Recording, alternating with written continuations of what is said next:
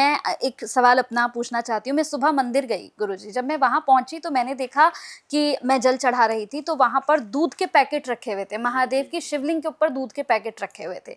तो मेरे मन में ये विचार आया, मैं घर तक ये सोचती भी आई कि क्या ये प्रेम है, ये श्रद्धा है कि आपके पास इतना भी समय नहीं है कि आप दूध का पैकेट जो है वो फाड़ के महादेव को चढ़ा सके। आपने पूरा दूध का पैकेट रख दिया कि महादेव खुद आएंगे चढ़ा अपने ऊपर अभिषेक करने के लिए। मतलब ये एक सवाल था मेरे मन में, जिस मैंने आप ही से पूछ आज लिया। आपने मेरे को वो वाली बात छेड़ दी। एक बार क्या हुआ, काली मंदिर जो अपना कनाट प्लेस में है जी, BSNL टावर के बिल्कुल, मैं वहीं पे जाता था लगातार, मैं वहीं खड़ा हुआ था, बाहर ही था। अचानक वहाँ कोई व्यक्ति आए, जूते वूते पहन रखे थे, कहते जी बाहर से जरा ये 10 रुपए ले लेना, उन्हें दे देना और मेरा प्रसाद लेकर के मुझे दे देना।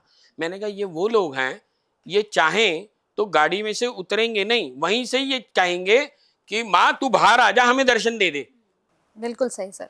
लेकिन यहाँ पर एक और बात भी हो सकती है, मेरा ऐसा विचार है, मैं इसका, आप सही कह रही हैं, बिल्कुल ऐसा होता है। लेकिन यहाँ ऐसा भी हो सकता है, अगर ऐसा होता है तब तो मैं सही मानता हूँ कि भाई देखिए, कई जगह मंदिरों में ऐसा सिस्टम भी होता है कि आप दूध चढ़ा दीजिए, फिर वो उसका खीर बना के या कुछ और बड़ा इकट्ठा करके और फिर वो वितरण कर देते हैं, बांट देते हैं, जैसे हम लोग भी कर देते हैं कई बार। अगर तो इस पॉइंट ऑफ व्यू से कर रहे हैं तब तो ठीक है।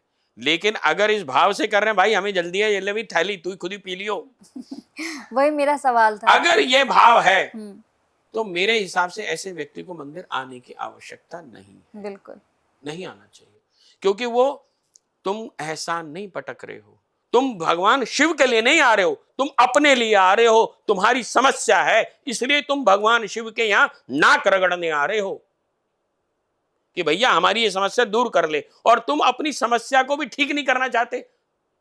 भाई ये ठीक वैसे ही तो हुआ जैसे भाई मेरे नंबर तो 90 आ जाएं पर मैं पढ़ना नहीं चाहता।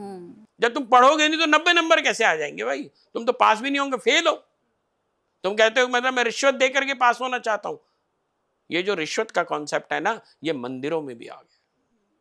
ये मुझे दुख लगता है, इसके ऊपर बहुत दुख लगता है। सर बहुत सारे लोगों को ये गलतफहमी हो चुकी है, क्योंकि बहुत सारे पॉडकास्टर ऐसे हैं जो अलग अलग तरह की बातें करते हैं।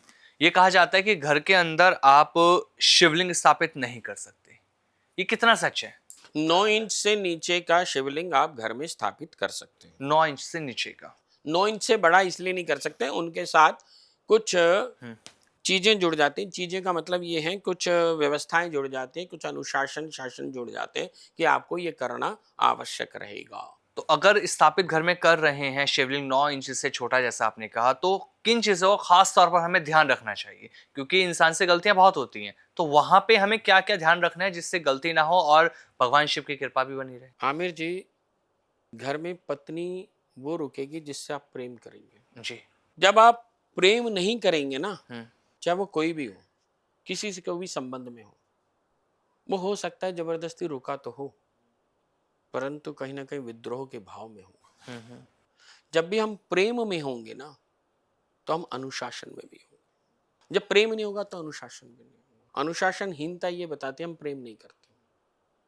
चाहे वो राष्ट्र प्रेम हो, चाहे वो घर में प्रेम हो, माँ के लिए प्रेम हो या अन्य किसी के लिए।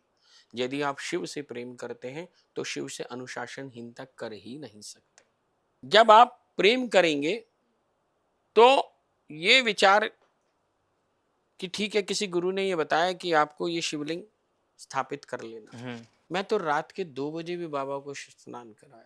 अच्छा। मैंने दोपहर में भी कराया, मेरा जब मन करा तब कराया है। मैं बड़ा पागल टाइप का आदमी हूँ शुरू से, बच्चा था तब से। जी। जब मेरे मन में प्रेम आ रहा है, हाँ, तो मैं ये ध्यान दूं कि भाई अब प्रेम आ रहा है, अब प्रेम कब करूं? जब प्रेम आ रहा है तभी करूंगा ना। बिल्कुल। जब प्रेम है ही नहीं तब कैसे करूंगा? और जब मेरा प्रेम आ रहा है तो मैं इसे रोकूं क्यों? तो मैं सारे अनुशासन उस पर छोड़ देता हूं। तुझे मुझे दंड देना है ना, दे ले, पर मैं तेरे से प्रेम करके मानूंगा। मैं तो ऐसा ही हूं। तुझे समझ आता ठीक, नहीं आता नहीं। अगर सारे अच्छों को तू गले लगाएगा तो मेरे बुरे को कैसे लगा? तू नहीं लगाएगा। मुझे तो बार बार एक ही बात समझ में नहीं आती है लोगों की कि हर चीज में ना वो नियम कायदे ये वो। अरे भाई सिंपल समझो, सिंपल, इतना सिंपल समझो कि मोहब्बत में फर्क नहीं है जीने और मरने का। मोहब्बत ही नहीं है तो तुम क्या समझोगे भाई? उसके ऊपर, शिवलिंग के ऊपर, शिवलिंग पे नहीं चढ़ा रहे हो तुम चढ़ा रहे हो शिव पर। पहले शिव को जागृत करो। शिव यहां जागृत होते हैं, शिवलिंग में नहीं। बिल्कुल। यहां जब शिव जागृत हो जाएंगे तो तुम उल्टे गिलास पर भी अगर शिवलिंग मान करके दूध चढ़ाओगे वो स्वीकार कर लेगा। श्रद्धा, भाव, प्रेम बहुत जरूरी है किसी भी चीज के लिए।